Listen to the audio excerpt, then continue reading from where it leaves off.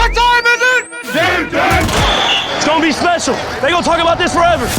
Welcome to American Football Stories. Puts his head down, crashes and spins, and dives. Touchdown! Bringing together the many perspectives that make up college football in the NFL. Football is one of the greatest sports ever invented. From players and coaches. Believe, baby, believe, baby. Hey, we playing to win right here, fellas.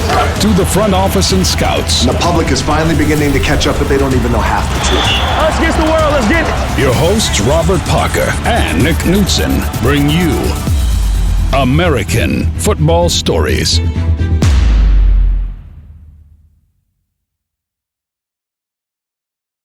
Welcome to the American Football Stories podcast brought to you by Coach Paint. Today is November 22nd, 2020, and on this episode, we'll recap this weekend's action in college football. My name is Nick Knudsen. I'm joined by my co-host, Robert Parker. Let's go. First, we're going to acknowledge all the postponed and canceled games. And at this point, Rob, I'm just going to call it the canceled games because some of these games, they keep saying they're postponed. I don't see them getting made up. All right? So we're going to list all the games that were canceled this weekend. Ole Miss at Texas A&M, Georgia Tech, Miami, Charlotte, Marshall, Texas, Kansas, Central Arkansas, Louisiana, Michigan State, Maryland, Wake Forest, Duke, Houston, SMU, UL Monroe, Louisiana Tech, UNLV, Colorado State, San Jose State, Fresno State, Navy, USF, Arizona State, Colorado, Washington State, Stanford, Utah State, Wyoming, Ohio, Miami of Ohio, UAB, UTEP, and the most notable of the weekend, Clemson at Florida State. And I'm grabbing this from an article I saw from David M. Hale on ESPN.com. Dabo Swinney's out there calling out Florida State. He says, quote, "This game was not canceled because of COVID. COVID was just an excuse to cancel the game. I have no doubt their players wanted to play and would have played. And same with the coaches. To me, the Florida State administration forfeited the game." That's a hell of a charge, Rob.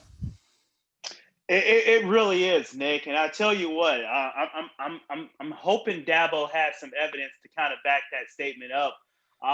But once again, with the COVID situation going on, we've seen games being canceled. We've seen games being postponed. And this is just another one that, pretty much got, pretty much canceled. So I think Dabo will just have to, err on the side of caution that this game was canceled because of COVID, because you don't want to put your kids in jeopardy and you kind of want to have a college football playoffs moving forward. Well, I think he's frustrated because the Clemson actually did travel down to Tallahassee. And there was a situation where one of the players tested positive, but it was later in the week. And so that he had practice with the players earlier in the week. And basically Swinney, this is from the article again here. Swinney said this was not the first time a situation like this has occurred this season, that no previous games were impacted. He compared the situation to that of quarterback Trevor Lawrence, who practiced throughout the week prior to his positive COVID-19 test the Thursday before Clemson faced Boston College. Swinney said Trevor practiced all week except for Thursday, and BC didn't have any problem coming down here to play.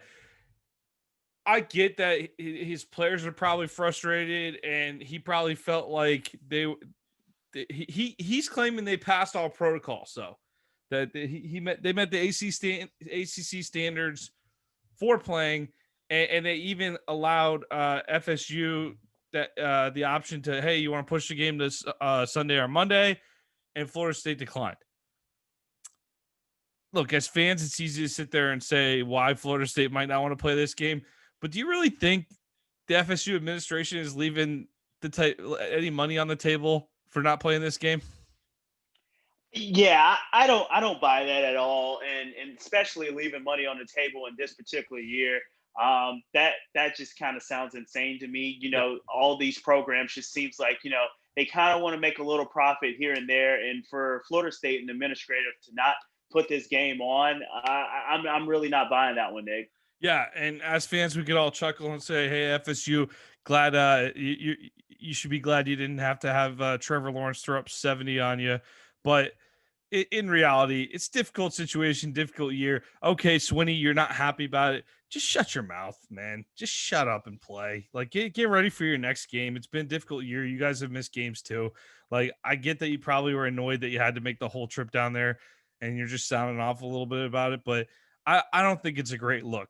Say this to your team. Talk to your team about it. You don't need to be airing this out in public like this, but whatever. The guy's done enough there. He could pretty much do whatever he wants. So just my 2 cents on that.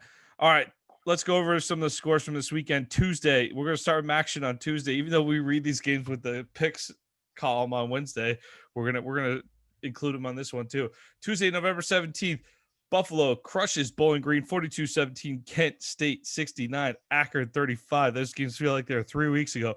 Wednesday, November 18th, Ball State 35, NIU 25, Toledo 45, Eastern Michigan 28, Western Michigan 52, Central Michigan 44. Thursday, November 19th, Tulsa slips by Tulane in double overtime. Nice little Hail Mary action to help out the Golden Hurricane in that one. Friday, November 20th, Syracuse blanked 30-0 against Louisville. Cards, nice win for the Cards on that one. FAU 24, UMass 2, and Air Force 28, New Mexico 0. But the controversy of the night, Rob, came out of Minnesota. The Golden Gophers slipped by Purdue 34-31, but a little bit of a odd call by the officials on a pass interference late in the game. Yeah, horrible call. I don't know if you caught that game, but if you go back and you catch that play, it was a horrible, pass interference call. Nothing there. Should never have been called. Yeah. And actually, it was so horrible that you even see some of the sports books giving, money back to the customers on a bad beat call. So I see William Hill and FanDuel give customers money back on their sports bets for that particular game. Well, that's because they have such big hearts and they care about their customers' wallets. Yeah, that's funny that you mentioned that. I think they do care about their customers' wallets, but they did definitely want to put some more money in their wallets by giving them that money on that particular game back, so they can rebet it on another game probably. But yeah, that was a horrible call. That definitely should never happen. Definitely a bad beat. All right, let's go on to Saturday. Number 1, Alabama 63, Kentucky 3. Just an absolute thrashing by the Tide here. Najee Harris, probably the standout in the game here. 13 carries, 83 yards, and 2 touchdowns. Mac Jones, people were a little tough on Kyle Trask for his Heisman numbers this weekend. Justin Fields didn't exactly have a day. Mac Jones, 230 yards and 2 passing TDs. Jordan Battle, defensive back for Bama, returns an interception for a pick 6. Easy peasy for the Tide. Next up, the Iron Bowl. Any worries for Alabama going into the Auburn game? I know some craziness tends to happen once in a while, but I don't know if it's going to happen this year. Yeah, I don't see anything crazy happening in the Iron Bowl. Once again, it's Devontae Smith show, 9 receptions, 144 yards, and 2 TDs. It really seems like this Alabama team is just rolling on both sides of the ball. And this is one of the, biggest upset losses in the Mark Stoops era. So I think Alabama's just on a mission. They're the clear-cut favorite number 1 team in the nation. And I think they just keep rolling all the way into the SEC championship. Yeah, I'm high on the Kentucky program in general under Stoops. And you're right. They just don't lose like this anymore. So good win by Alabama. The march goes on toward Atlanta. Hey, the game of the weekend coming into the weekend was probably the number 9 Indiana Hoosiers against the number 3 Ohio State Buckeyes. Ohio State escapes 42-35. Indiana kept it interesting. Tom Allen's Hoosiers hung around late, but it was a sloppy game. I watched this one from start to finish. Ohio State kept making mistakes. 3 interceptions for Justin Fields. He did go for over 300 yards, but 3 interceptions. Some of them just dumb decisions, trying to make too many plays. One of them was just a bad decision over the middle. Sometimes it seemed like anytime the Buckeyes made a mistake, Indiana let them off the hook with a mistake of their own. So, but the difference in the game was a pick 6 in the third quarter by Sean Wade, which put Ohio State up 42-21. Michael Penix took over in the fourth quarter, finishes the day, 491 yards, 5 touchdowns. But it was the pick 6 that really ended up being the difference in the game, Rob. Definitely something to build upon if you're in Indiana, but score was a little closer. I know Indiana had the ball late and they could have gone down a tie, but to me, the score was a lot closer than this game actually played out. Yeah, I definitely agree with that, Nick. And I tell you what, Michael Penix, if you don't know nothing about Michael Penix before this game, I'm pretty sure you know a lot about him after this Ohio State game, throwing for 5 touchdowns. He just kind of ripped through the Ohio State secondary. And I tell you what, I know Ohio State came away with the win in this particular game, but moving forward, that secondary is definitely a cause for concern. I really think Ohio State has, a complete team, but that secondary is definitely going to hold them back, moving forward. Man, it's almost like they're missing a guy by the name of Chase Young up front. Put the pressure on. Yeah, and a guy by the name of Jeff Okudah on the back end. Mm-hmm. But I think, Ohio State is definitely going to be, they're definitely going to be well on the offense side of the ball, but they definitely have to shake up on the defense side of the ball if they want to compete with the Clemsons and the Alabamas of the world. Because I tell you what, Mac Jones and Trevor Lawrence is definitely going to toss the ball around if they play Ohio State in the college football playoffs. Illinois, Michigan State, Michigan down the road to finish out the regular season for Ohio State. And we might know their opponent for the Big Ten title game. We'll get to that in a minute. But first, let's go down south. The Florida Gators traveled up to Nashville this weekend. Number 6, Florida 38, Vanderbilt 17. Kyle Trask goes for 26 of 35, 383 yards and 3 TDs. Huge numbers after a slow start. It almost felt like a down game for the guy. He's been killing it so much this year that 383 and 3 TDs feels like a down game for him. But after I thought the real storyline of this game, Rob, was the Gators defense. They surrendered 2 scores early. And I wrote this in my column for Read and Reaction this past week. But after surrendering 2 scores on their first 2 drives, I was in a sour mood about the defense the rest of the day. But if you go back and look at it, Vandy ends up with 10 drives. So after the first 2 scores, the Gators on the final 8 drives force 6 punts. They came up with the interception late on a meaningless drive. And the only other drive Florida surrendered a score on the rest of the day was a busted play in the third quarter, which resulted in a 58-yard touchdown from Ken Seals to Chris Pierce, which really the coverage was there. It was just a missed tackle that really resulted in a touchdown. So not a perfect game by any means, but some sign of progress for a Florida defense that has really struggled with giving up the big play this year. Rob, the next 2 games are against Kentucky and Tennessee, 2 very poor offenses. Can Gator fans hope to see that defense get to a point where by the end of the Tennessee game, they feel at least like they've seen some improvement where the big plays stop downfield, particularly in the passing game? The passing game is just killing the secondary this year on those big plays. Yeah, I agree with you. And the reason why the passing game is just killing the Florida secondary is because it's really – no pressure is up front. I know Brenton Cox and Zachary Carter definitely has to get more pressure up front. You have to get pressure on the quarterback in order for your secondary to kind of hold up. And that's not happening right now. And you can see that even with Vanderbilt, they were able to kind of move the ball, especially in that first half. It kind of, died down in the second half. But I think you can see this defense, growing a little confidence game in and game out. So I think, the Florida fan base can look forward to the defense improving by the end of the year. If you were guessing, would you say that Florida's going to play that LSU game the week before the SEC title game? Right now, I do not think that Florida is going to play that LSU game before the SEC title. And the reason why I say that is because, they continue to win out. Georgia can't catch them. Mm-hmm. So therefore, I think that will just be a meaningless game, and I think they would just bypass that. Well, and also, who else has a makeup date with LSU? There we go. Perfect scenario. Alabama has a makeup date with LSU. They do. So why not just give both teams a bye? There you go. Perfect. So I really think the Gators they're going to play 2 more games with Kentucky, Tennessee, take a bye week, and go to the SEC title game against Alabama. I've seen scenarios where maybe LSU will pick up that date with Georgia. Or Georgia will pick up that date with LSU. Hopefully that works out. Hopefully the SEC works something out. But I don't honestly. The one thing I am not in favor of in the pandemic, I've been pro let's play football all year. But why does Georgia and LSU even need to play?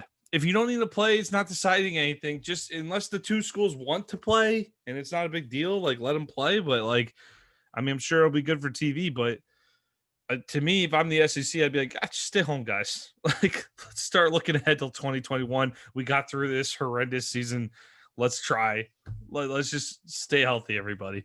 That'd be my take. But anyway, let's move on to the number 7 and number 8 teams in the country. 2 non-Power 5 teams, 2 Group of 5 teams rather, vying for a playoff spot. The number 17. I'm gonna do a quick double tap, Rob, and I'll get your reaction here.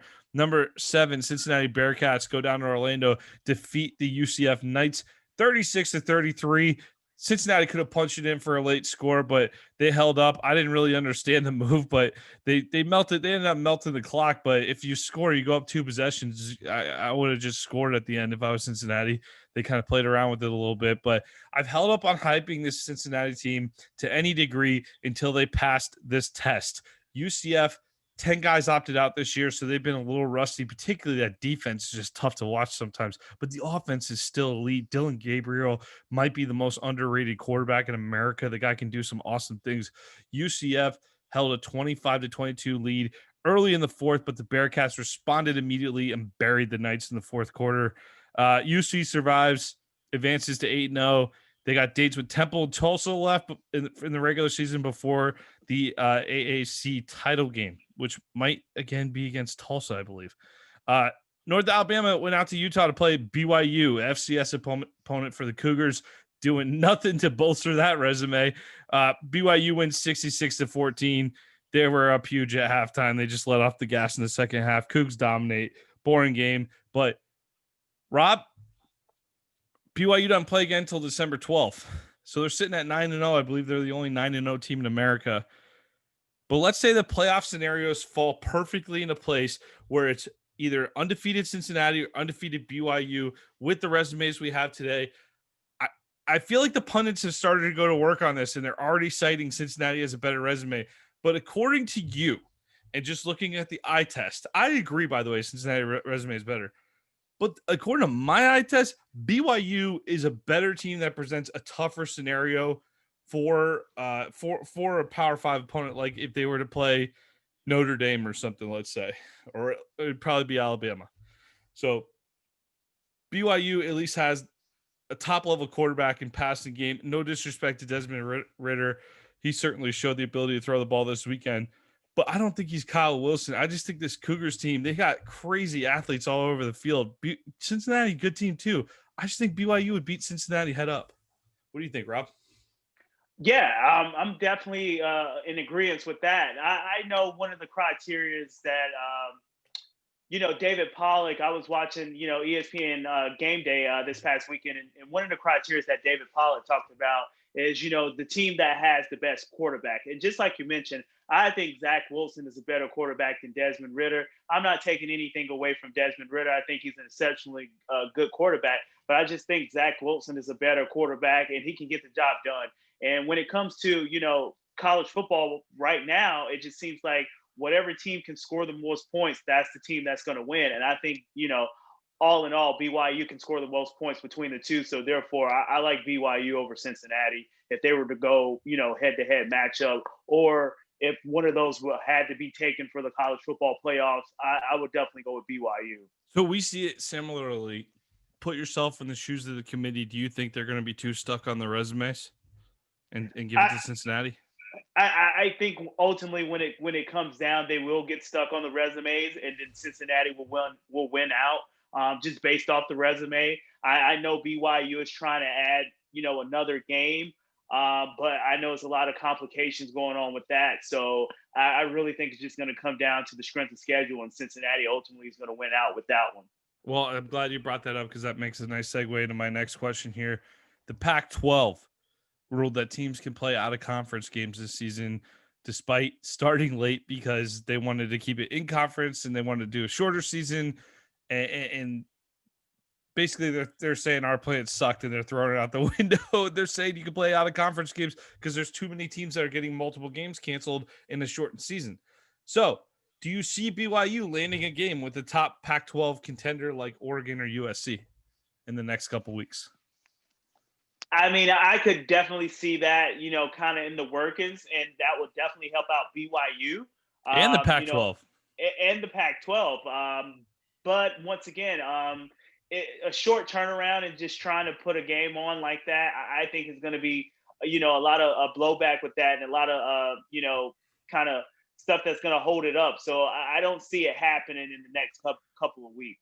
Unfortunately, I think you're right. But here's our friend that we had on the show, Jay Giroux of the Deseret News.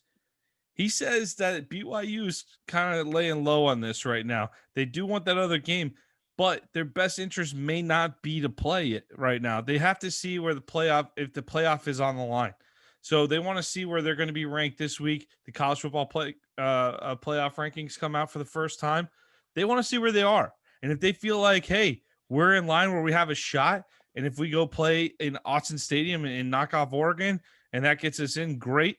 But if they feel like, they're number 12 and they have no shot, it might not be beneficial to go play Oregon because they would rather just stay in line. Why screw up the New Year's Six bowl bid?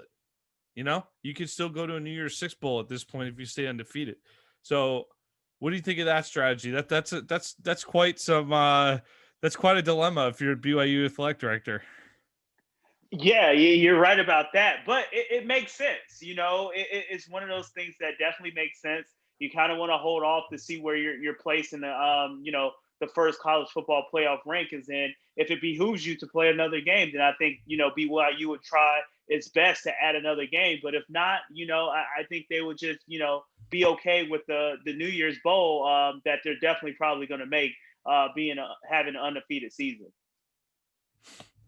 Yes, sir. Yes, sir. All right, let's move on. Let's go back to the Big Ten and the virtually other de facto Big Ten semifinal out west. Wisconsin, the number 10 Badgers traveled to Evanston to play the number 19 Northwestern Wildcats, and Northwestern comes out on top in this one, 17-7, despite being a 7.5-point underdog to the Badgers. But Wisconsin, they got bit by the turnover bug. 5 turnovers, 3 interceptions, 2 fumbles. Northwestern does enough to win an old school, low-scoring Big Ten battle. Looking like a rematch between Ohio State and Northwestern for the Big Ten title from 2018. Rob, how you feeling about the Cats' chances against the Buckeyes? I'm not feeling too good. I know this Northwestern defense is really good, but just like you said, Wisconsin got caught with the turnover bug, and it worked against them this past week.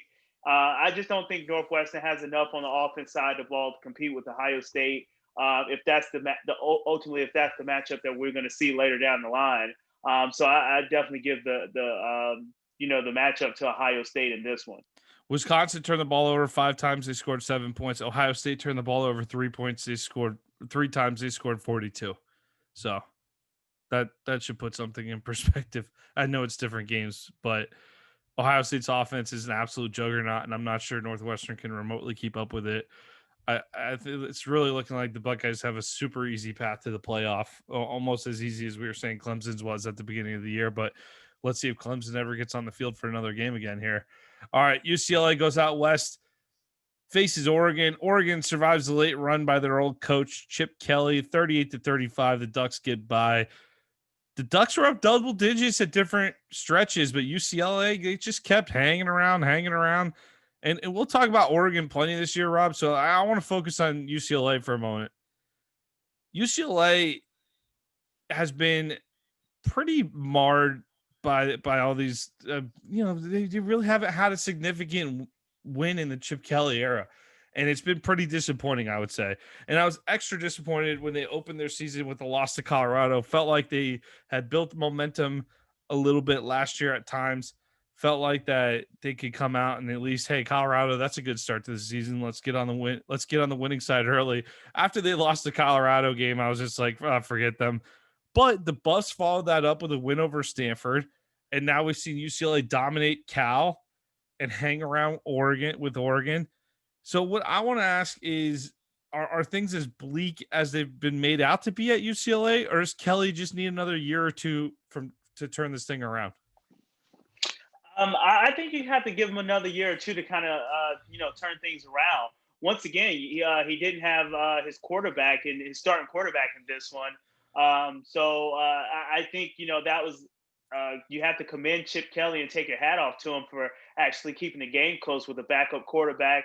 But I think this game meant a little bit more to Chip Kelly than the other games, because he's coming back to Eugene, and he kind of rolled out the red carpet and he kind of did what he had to do to kind of try to win the game, but he fell short.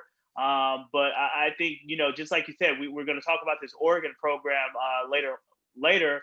But once again, this Oregon program is a quarterback away for being a legitimate playoff contender. I think they really have a solid team on both sides of the ball, and we're going to see that moving forward. Are you're not happy with the quarterback play so far?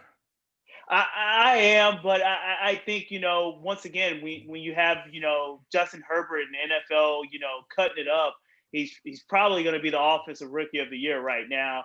And you have a new quarterback coming in trying to work the offense. It's just going to take time, and right now, that's the thing that Oregon's working on at the quarterback position. It's just going to take time, but give him a couple more games under his belt. The offense should be clicking on all cylinders. But that's one thing that's going to take time for that position. Well, I know the Pac-12 office breathed a sigh of relief that Oregon hung on here, because I still think that Oregon's their best bet for a playoff spot this year. Georgia survives a surprisingly feisty Mississippi State team. Number 13, Georgia, 31, Mississippi State, 24. Hey, Georgia, I got some good news for you. Kirby Smart finally started JT Daniels, and the USC transfer passed for 401 yards and 4 touchdowns. But the bad news is the Dogs rushed for only 8 yards, and the UGA defense made a dormant Mississippi State offense look competent for the first time since the opening weekend against LSU. Interesting quote by Daniels in the post-game conference. He made it clear that he's been available since after game 1. The Arkansas game, he wasn't cleared yet, but since the Arkansas game, meaning starting Auburn week, it's been the coach's decision to sit him. And that's what he said. He says the coach's decision to not play him. I'm sure he's regretting saying it now. He didn't say it like a jerk or anything. He was just answering a question honestly. But since it came up, Rob, what the hell is Kirby Smart doing with the quarterback position once again? I feel like we ask this question every other week. Yeah, we really do, Nick. And I tell you what, it really seemed like Kirby Smart got it right this week by, giving JT Daniels the nod. And, but was he a month late on that decision? Well, I mean, according to us, he was a month late. But right.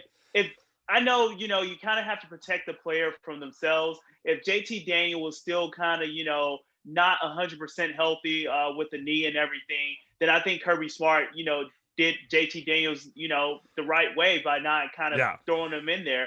But if he's all cleared and he's cleared, and clearly that arm is been cleared, and he's a 5-star coming out of high school, you kind of have to get him in there.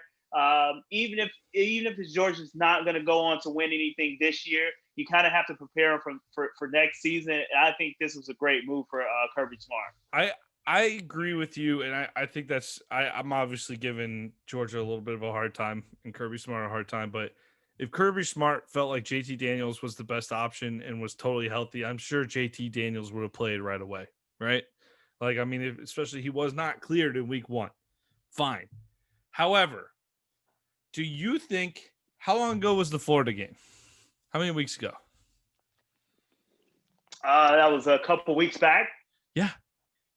Beginning of November, right?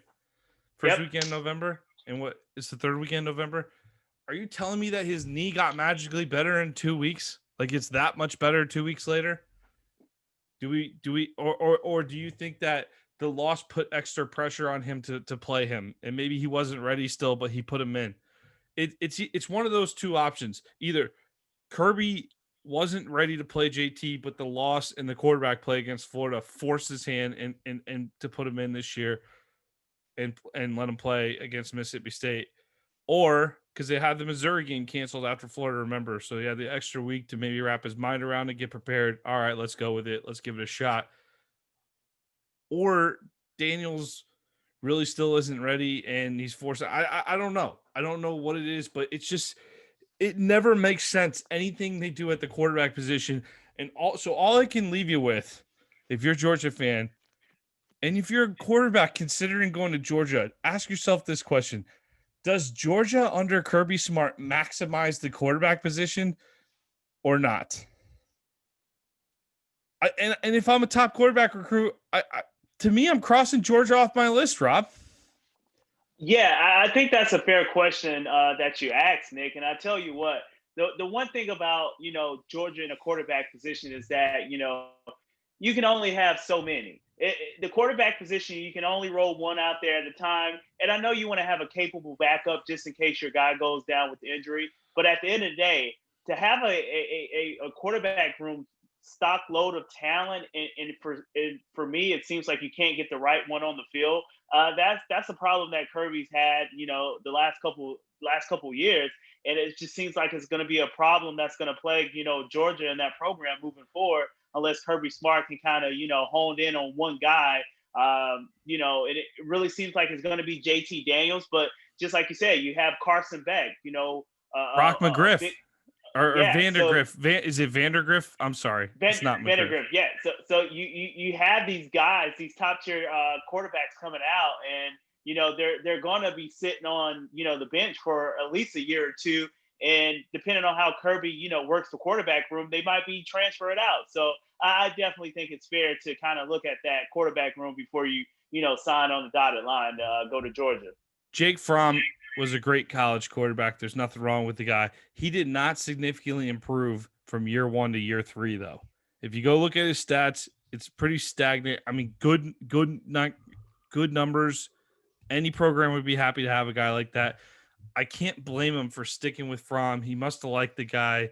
Fromm must have some intangibles that are also out there and good. I know he wanted Fields to be patient. I feel like Fields leaving Georgia is a little bit on Fields. I feel like he was a little bit impatient on that. Like, if you go to Georgia, I'm going to beat out Jake Fromm on day one. Hey, look, in all honesty, though, Rob, is Justin Fields a better college quarterback than Jake Fromm? Yes or no? Yes. So you can't really get that mad at Justin Fields for not being patient about that. If you're not going to give him the clear-cut job, he's definitely a better quarterback than Jake Fromm. Jacob Eason was drafted in the 4th round by the Indianapolis Colts this year, who you had transfer out to Washington. What round was Jake Fromm drafted, Rob, by the Buffalo Bills? The 5th round? Yeah. Yeah. So clearly, objective NFL scouts did not think Jake Fromm was a better quarterback than Jacob Eason. He might have been a better quarterback for you at Georgia. And I know it's not the NFL, and I know it's Georgia, and it's your deal. But there's been some serious mismanagement of this position. And I think you got to start looking at Georgia, and you got to start looking at all these recruits they're hauling in. They have all these wonderful number 1 classes. What do the guys end up doing while they're in Athens, though? And we're starting to get some feedback on all this data now. It's no longer the Kirby Smart hype train. We have some results to hold him to. And I think we could probably do a full episode on this in the offseason, Rob. I'm looking forward to diving in on the Georgia program.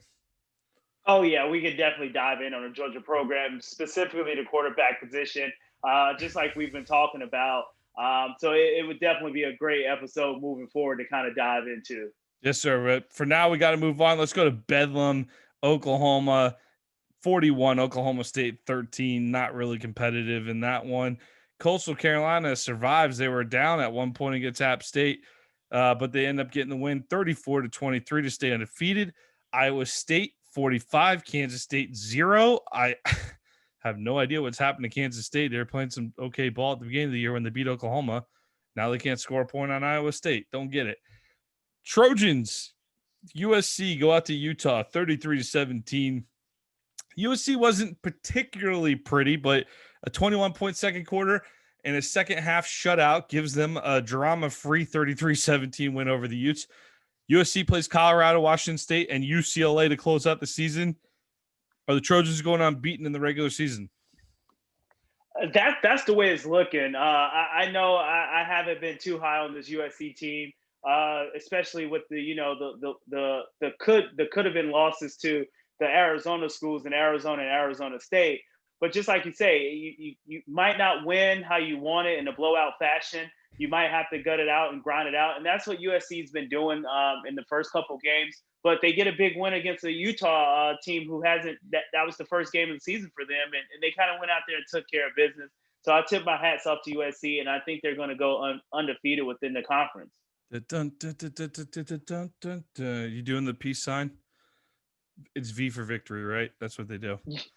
All right. But yeah, just going back to this USC team, Nick, I really think they have all the pieces. You know what they have on the offense side of the ball. It just really comes down to the defense side of the ball and the depth. If they suffer a big time injury, do they have the players behind that player to kind of come in and fill the void?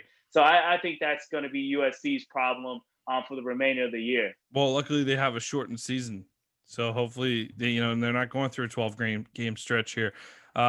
I wouldn't mind a 6-0 USC against a 6-0 Oregon, the Pac-12 title game. Maybe I'll start rooting for that. That sounds like a fun Pac-12 title with the playoff spot on the line.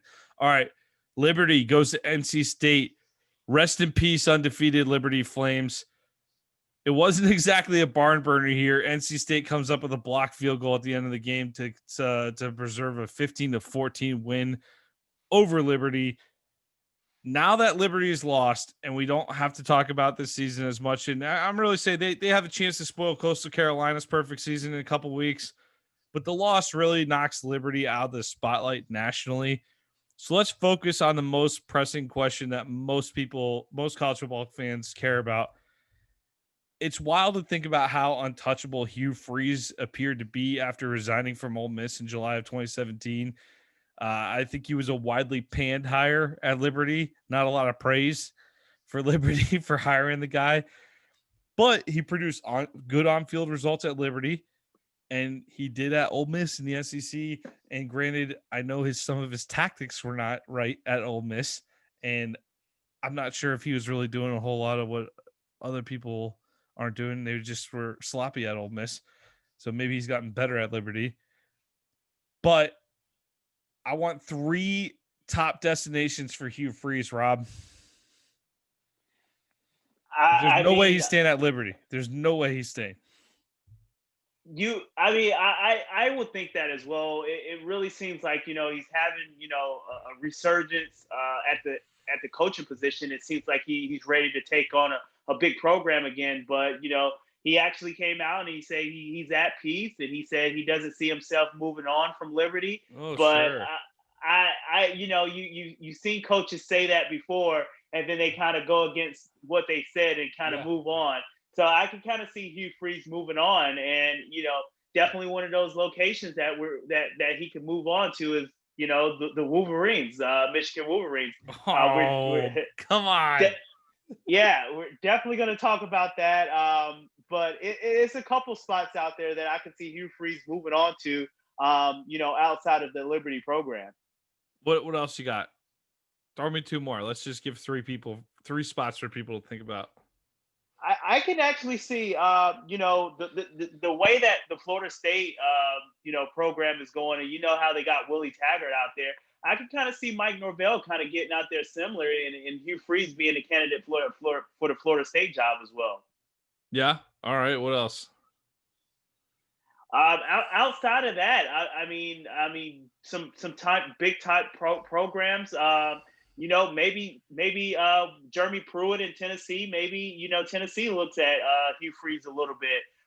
If Jeremy Pruitt can't get the job done at Tennessee out there. Well, Tennessee just extended Pruitt for some reason. They just extended him, so I don't think it's happening at Rocky Top. Although I think I've heard Freeze called Tennessee his dream job. Florida State. I still got to read that article. Have you read that article on ESPN yet about the 6 years of the decline of the program? Have you read that yet? No, I didn't get around to that one yet. I got to check that out. I'm going to do that tonight before I go to bed. I'm going to check that one out. But yeah, that's supposed to be a great article, by the way. So I'm gonna check that one out. But they just don't have the money at Florida State right now. And the Michigan thing, they're just like weird and snobby. We talked about on our last episode with the Michigan man thing. I don't know. I think Freeze might fall under the Rich Rodriguez category. So that would do that. But that would fall under there for me for Michigan. But what do you think about him at South Carolina potentially? And do you see Billy Napier really being the front runner for that job? I can see Hugh Freeze at South Carolina, but once again, I think Billy Napier is definitely the front runner for that job. But that can definitely be a candidate that they can target at South Carolina to kind of bring on board. Hugh Freeze is definitely familiar with the SEC conference, so I don't think that would be a bad hire, or even someone to look at during the hiring process. Yeah, I think he'll be very much in the mix at South Carolina. But I do not expect him back at Liberty. So let's talk potential replacements at Liberty. I have a theory for you, Rob. It's a little bit out there, but Liberty hired Ian McCall to be the athletic director. He was the Baylor AD who resigned in the wake of the scandal of sexual assault cover-ups at Baylor. It was the same scandal that forced Art Briles out.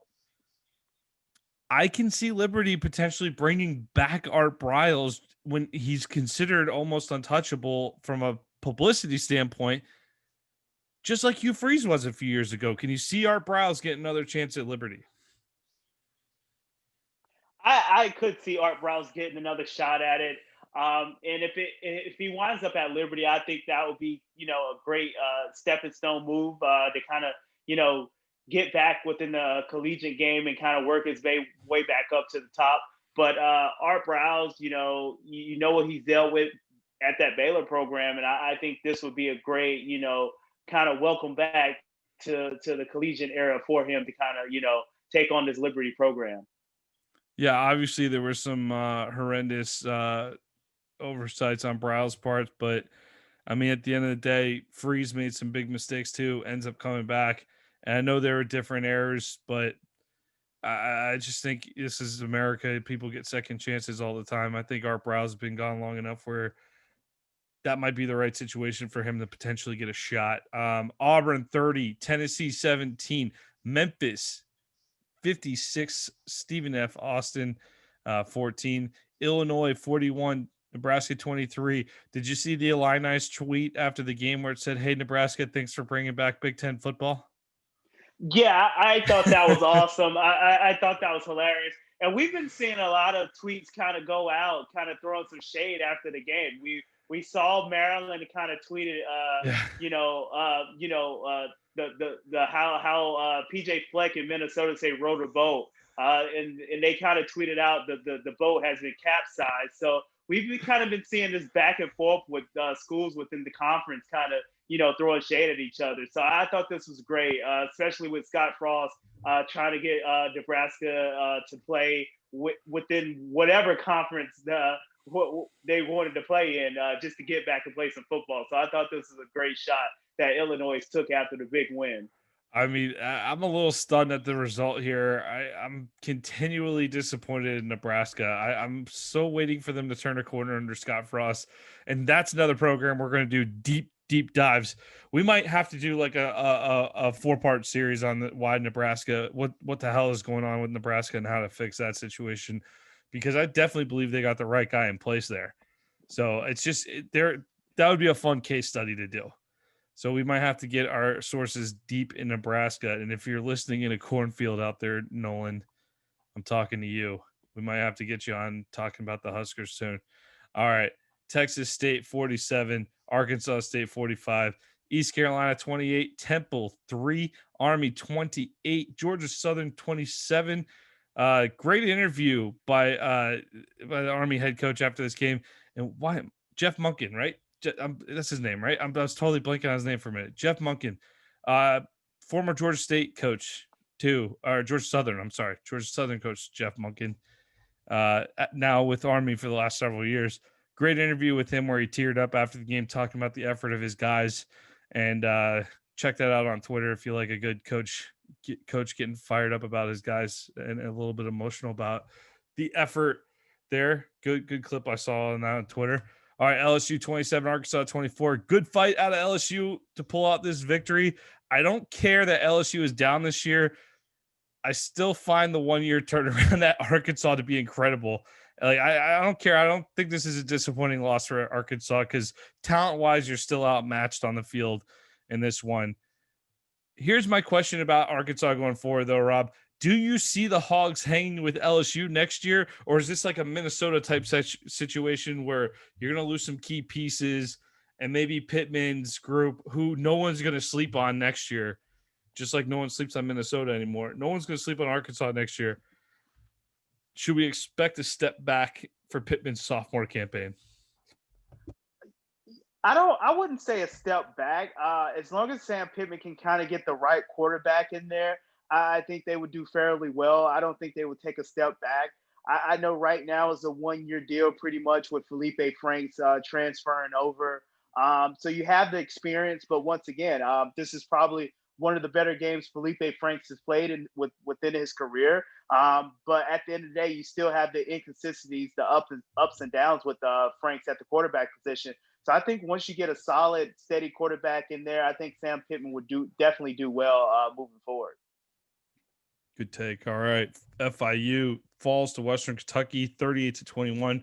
North Texas 27, Rice 17, UTSA 23, Southern Miss 20. Georgia State 31, South Alabama 14, Middle Tennessee State 20, Troy 17, Iowa 41, Penn State 21. We're just going to quickly hit on this game, Rob. Penn State falls to 0-5. I just want to know, have we seen the last of Sean Clifford at Penn State? The way it's looking, I mean, if you go back and you look at that Penn State Indiana game, Sean Clifford was one of the reasons why they kind of stuck in that game. But for some reason, the last couple of weeks, it's been going downhill. And I know he doesn't have the Journey Brown in the backfield where he can kind of hand off to, and they can kind of have some type of running game.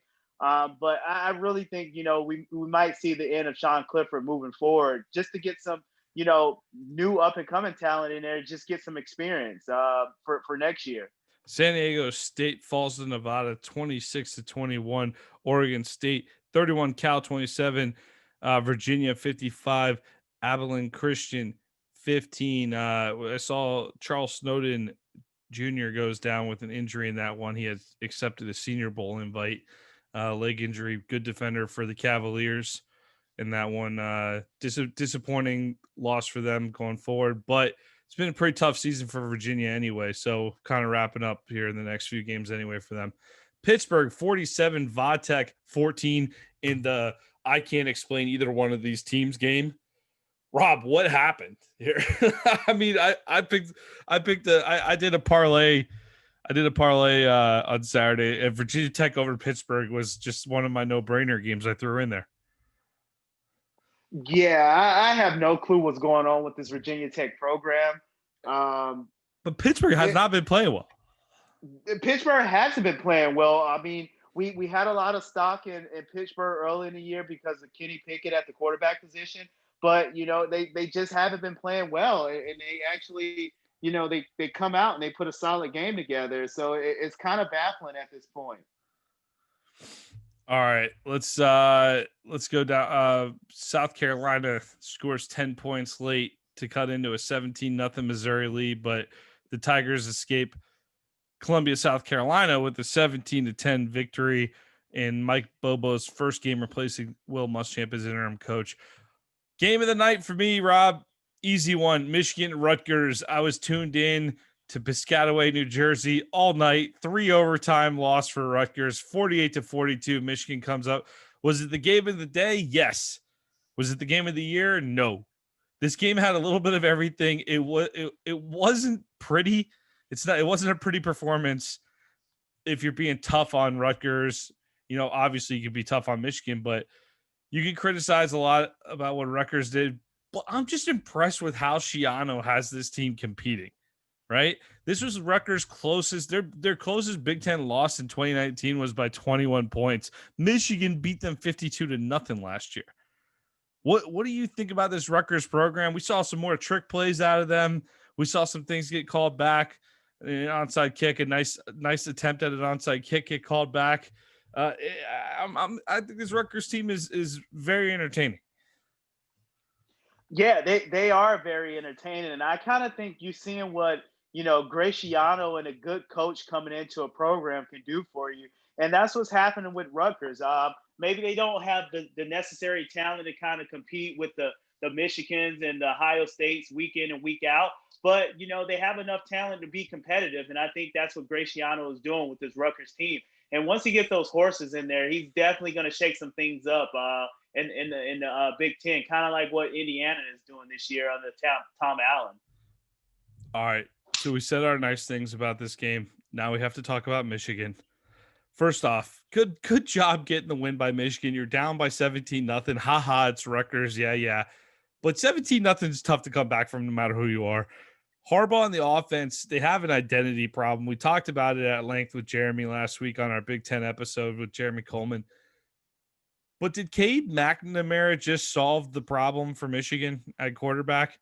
And then I also want to know, why did it take 5 games to realize McNamara was the guy?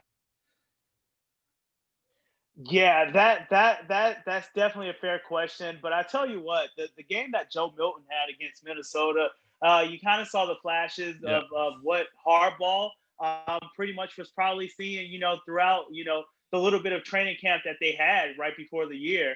And the fact that Harbaugh definitely kind of wants to open up the offense and have a little, kind of RPO dynamic with the quarterback, I think Joe Milton was the right guy to kind of roll out there. But it really just seems like, he's not progressing with the offense, and he's not, he's stagnant, and he's not, moving the offense down the field. And plus, the running game is not helping him out either. So it's just a lot of bad things that's going on with this Michigan team right now. I think we both agree that Milton is one hell of an athlete.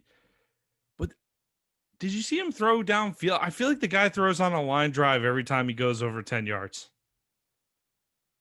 Yeah, I think it's definitely some mechanical some issues that he can work on with. Yeah. But definitely, just like you said, he's definitely a great athlete. And I think that's the type of, player that Harbaugh wants to have back there, the quarterback position, to kind of make plays when everything else breaks down. Yeah, and I do see what they want with Milton, but I just think McNamara just seems like a much better thrower from what I've seen in a little bit of what I've seen from him. Certainly a gutty performance to win. Rutgers, you just had to make a field goal in overtime to win the game. It would have made so many people pretty happy with that. I was rooting for Rutgers all the way in this one. I think Shiano's got a great thing cooking out there in Jersey, and I'm looking forward to it developing. Harbaugh haters, just stay patient with Harbaugh, Michigan. I know there's a lot of Harbaugh haters out there right now, but stay patient. I think they'll work through it. Maybe they figured something out with McNamara this weekend. Let's see how they finish up. Arizona, 27 points late after falling behind. I think they were down 37-0 this one, but Washington gets to win 44-27. Boise State 41, Hawaii 32. We're going to give a quick ad read to our sponsor here. American Football Stories is brought to you by Coach Paint. Coach Paint is a great tool that allows us to add graphics to player highlight clips similar to the graphics you see on TV. Coach Paint offers the ability to clearly tell a straight video while increasing retention of information in a short amount of time. Up your game with Coach Paint today. Yes, I'm just going to read us out, Nick, as we, take this episode to an end. So once again, we appreciate the listeners out there for listening to this episode of American Football Stories. Once again, you can find us on Apple Podcasts, YouTube, and please subscribe and rate us 5 stars. Follow us on Twitter at American FB Stories, and check out our website, AmericanFootballStories.com. My name is Robert Parker III, and my co-host is Nick Newsom. Join in to next week's episode. Thank you. You play to win the game. Hello? You play to win the game. You don't play to just play it. That's the great thing about sports. You play to win. And I don't care if you don't have any wins. You go play to win. When you start telling me it doesn't matter, then retire. Get out. Because it matters.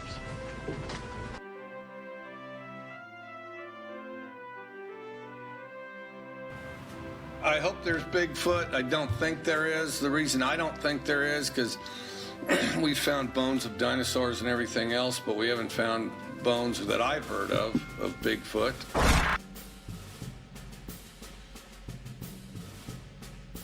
I'm very upset. We should have been in the ball game with fast field goal. The coach had sent him in. We shouldn't have sent him in. That's a dang coaching mistake. The kids are playing their tail off, and the coaches are screwing it up.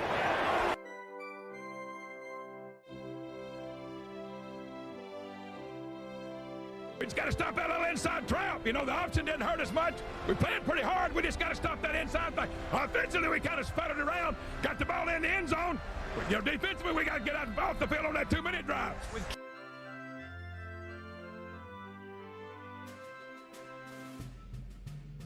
Injuries to your offensive line. What do you do in the second half? Oh, we're just going to play. We just got to keep playing. Thank you, Coach. He has a magnificent personality, I'll tell you. We receive a lot of mail during the course of the season, and a lot of it's good mail, a lot of it's bad. And I would say that most of it is good, though, isn't it, Bill? Yeah, I think so. I'd say 95 to 98% of the mail we get is always good. But the one question that keeps coming up where Woody Hayes' name is involved, they say you're a man of no mercy. And yet, frankly, I don't care much what they think.